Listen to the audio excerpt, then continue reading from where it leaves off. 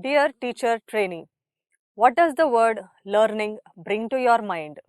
Learning to read, to ride a bicycle, to act, to use a computer, to play a synthesizer are some form of learning. Each one of us learns something or the other intentionally or accidentally.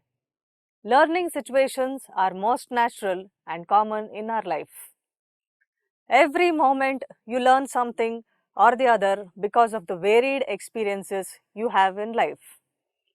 In the educational process, the central idea is learning.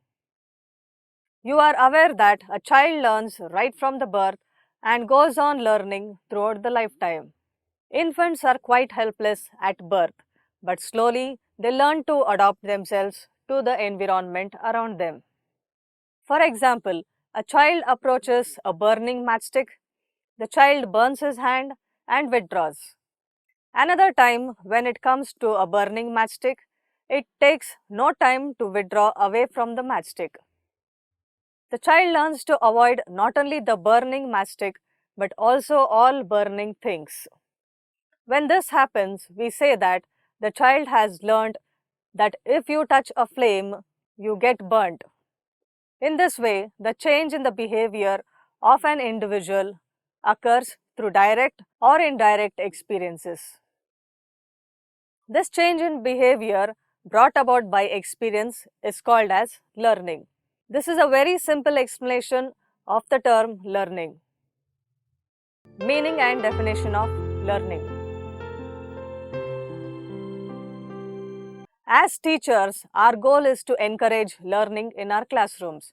But what is learning and what principles or factors affect how our students learn?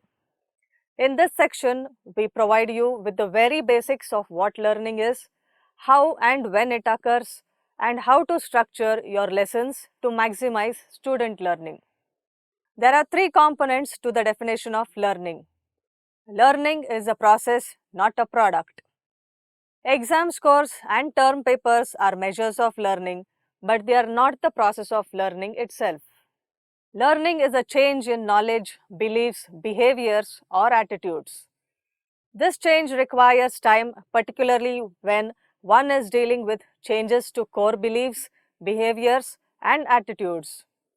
Do not interpret a lack of sea change in your students' beliefs or attitudes immediately following a lesson as a lack of learning on their part, but instead consider that such a change will take time, perhaps a few weeks, perhaps until the end of the term, or even longer. Learning is not something done to students, but something that students themselves do. If you have ever carefully planned a lesson only to find that your students just didn't get it, consider that your lesson should be designed not just to impart knowledge but also to lead students through the process of their own learning. Learning in psychology is the process by which a relatively lasting change in potential behavior occurs because of practice or experience. Learning is also a process of acquiring modifications in existing knowledge, skills, habits, or tendencies through experience, practice, or exercise. Gates and others state learning is the modification of behavior through experience. Henry P. Smith quotes, learning is the acquisition of new behavior or strengthening or weakening of old behavior as a result of experience. According to Crow and Crow, learning is the acquisition of habits, knowledge, and attitudes.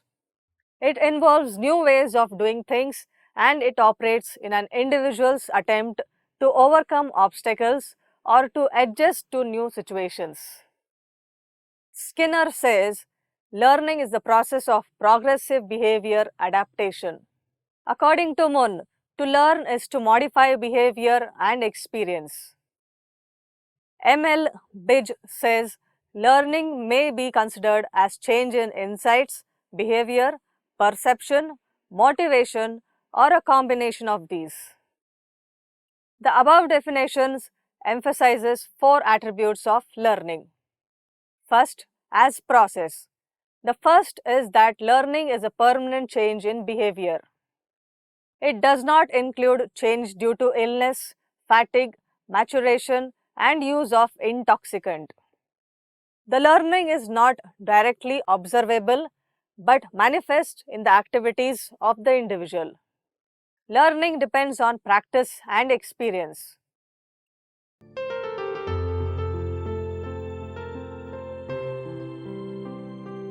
Yoakum and Simpson have stated the following general characteristics of learning. Learning is growth, adjustment, organization of experience, purposeful, both individual and social, product of the environment. According to W.R. McClure, learning has the following characteristics. Learning is a continuous modification of behavior and continues throughout life. Learning is pervasive. It reaches into all aspects of human life. Learning involves the whole person, socially, emotionally, and intellectually. Learning is often a change in the organization of behavior. Learning is developmental.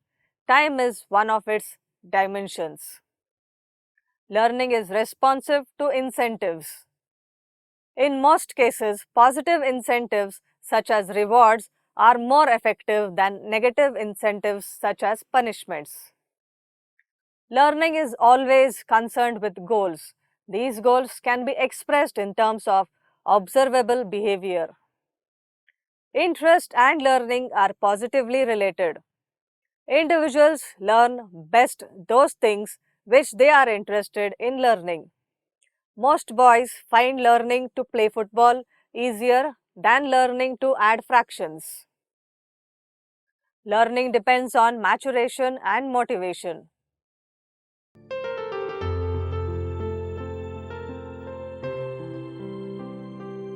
Learning has been classified in many ways. Depending on the way of acquiring it, learning may be informal, formal, or non-formal. Informal learning is incidental. It takes place throughout life and it is not planned. Formal learning is intentional and organized. It takes place in formal educational institutions. Non-formal is also intentional and organized. It is flexible.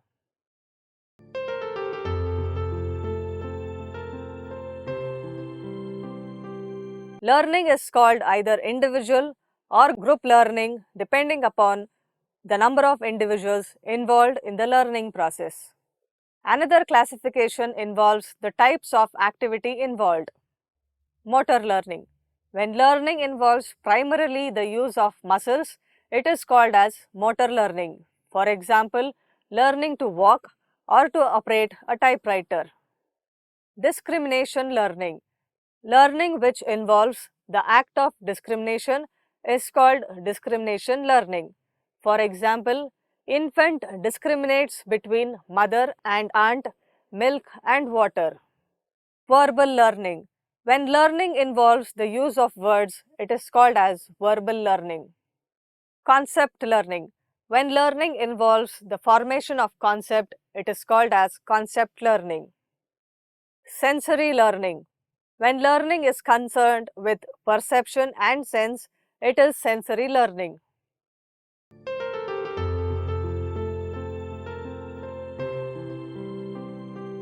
Learning is adaptation or adjustment. Friends, we all continuously interact with our environment. We often make adjustment and adapt to our social environment. Through a process of continuous learning, individuals prepare themselves for necessary adjustment or adaptation. That is why learning is also described as a process of progressive adjustment to ever-changing conditions which one encounters. Learning is improvement. Learning is often considered as a process of improvement with practice or training. We learn many things which help us to improve our performance. Learning is organizing experience. Learning is not mere addition of knowledge, it is the reorganization of experience. Learning brings behavioral changes. Whatever the direction of the changes may be, learning brings progressive changes in the behavior of an individual. That is why individuals are able to adjust to changing situations. Learning is active. Learning does not take place without a purpose and self-activity. In any teaching learning process, the activity of the learner counts more than the activity of a teacher. Learning is goal directed. When the aim and purpose of a learning is clear, an individual learns immediately. It is the purpose or goal which determines what learners see in the learning situations and how they act. If there is no purpose or goal, learning can hardly be seen. Learning is universal and continuous. All living creatures learn. Every moment individuals engage themselves to learn more and more. Right from the birth of a child till the death, learning continues.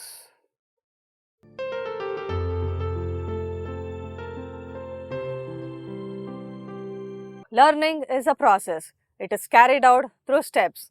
Learning process involves a motive or a drive, an attractive goal, a block to the attainment of the goal. Let us see the steps one by one. A motive or a drive. Motive is the dynamic force that energizes behavior and compels an individual to act. We do any activity because of our motives or our needs. When our need is strong enough, we are compelled to strive for its satisfaction. Learning takes place because of responses to some stimulation. As long as our present behavior, knowledge, skill and performance are adequate to satisfy all our needs, we do not feel any necessity to change our behavior or acquire new knowledge and skills. It is this requirement which initiates a learner to learn something. Goal. Every individual has to set a definite goal for achievement. We should always have a definite goal for achieving anything. If a definite goal is set, then learning becomes purposeful and interesting. Obstacle, block or barrier. The obstacle or block or the barrier is equally important in the process of learning. The obstacle or the barriers keep us away from attaining the goal. Now you will think how the obstacle can be important in the process of learning. So let me tell you, if you face no difficulty of any kind in attaining the goal, you will not bring any change in your present behavior or stock of knowledge or skills. Thus, the block or the barrier is an essential step in the learning process. Let us clear the above views by taking an example. Suppose you wish to be included in your college hockey team. You want to have the esteem of your colleagues, your teachers. You are also motivated to try the interesting experiences that you may enjoy. But you are blocked by your lack of skill in dodging, tackling and handling the ball. The obstacles in the path of goal achievement will set you make up your deficiency and acquire essential skill through sufficient practice and coaching.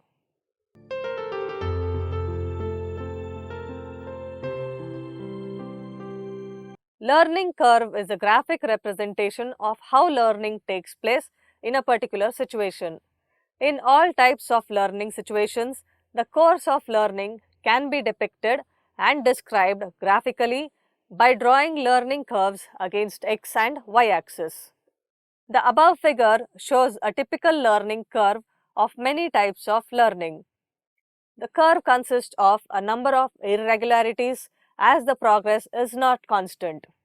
For the convenience, the curve is divided into 5 stages, such as A, B, C, D and E. A. Period of slow progress. Generally, when a person has to start a learning of a given activity from a scratch, the early progress will be slow. For example, an infant's progress in learning to walk is very negligible in the beginning. B. Period of rapid progress. In this stage, the learner's output raises rapidly. For example, in typing once learners have developed coordination of the movement of fingers, they show rapid progress. C. Period of no apparent progress. Learning curves frequently display a period of no apparent progress. It is also known as plateau. A period of no visible learning progress preceded and followed by improvement is called as plateau.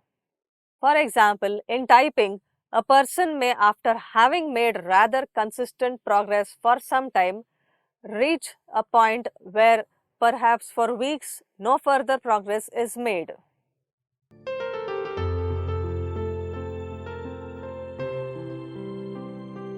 The learner may be reorganizing the previous learning into a new pattern before further progress is possible. The learner may have hit upon bad habits. Lack of progress may be due to decrease in motivation. The task may not be of uniform difficulty. Loss of interest, onset of fatigue. D. Period of sudden rise. At the end of a plateau, there is generally a spurt in achievement. While on the plateau, learner acquires better techniques which help them later on to show rapid progress. E. Leveling. All learning will finally slow down to such an extent that it will ultimately reach a period of no improvement. No one can continue to improve indefinitely in any given situation. The learning curve will eventually reach a limit where no further improvement is possible. This limit is known as physiological limit.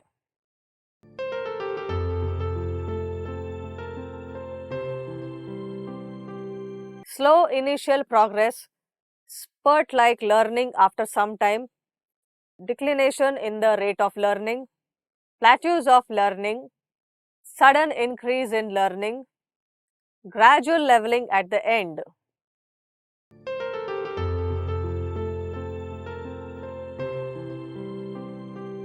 We get different types of learning curves depending upon the nature of the learner, the nature of the task or learning material, time available, conditions under which the learning takes place. It is difficult to classify these learning curves. However, there are three common types of curves, and they are negatively accelerated or the convex curve, positively accelerated learning curve or the concave curve, combination of convex and concave curve. Convex curve.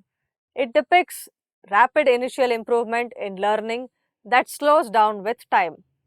When the task is simple and the learner has previous practice on a similar task, we get this type of learning curve.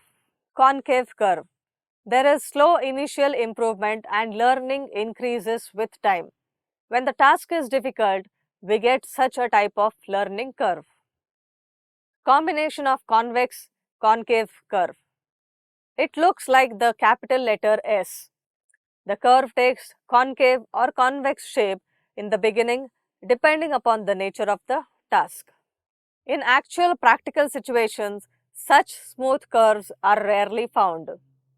Usually there are ups and downs, that is fluctuations.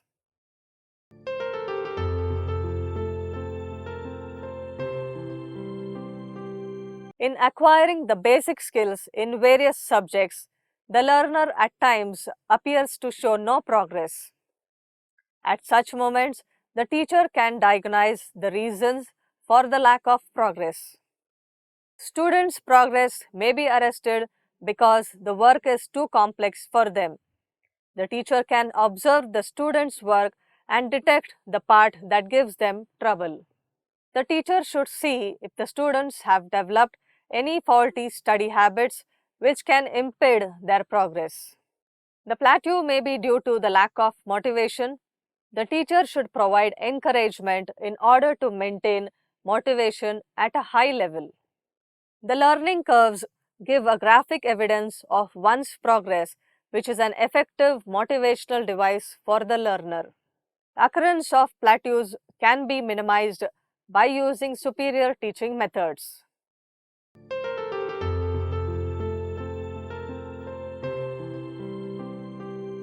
Learning is acquiring new or modifying and reinforcing existing knowledge, behaviors, skills, values, or preferences, and may involve synthesizing different types of information. The ability to learn is possessed by humans, animals, and some machines. Progress over time tends to follow learning curves.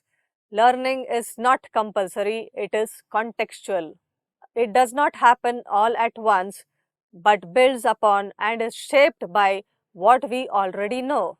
To that end, learning may be viewed as a process rather than a collection of factual and procedural knowledge. Learning produces changes in the organism, and the changes produced are relatively permanent. Human learning may occur as a part of education, personal development, schooling, or training. It may be goal oriented and may be aided by motivation. The study of how learning occurs is part of neuropsychology, educational psychology, learning theory, and pedagogy.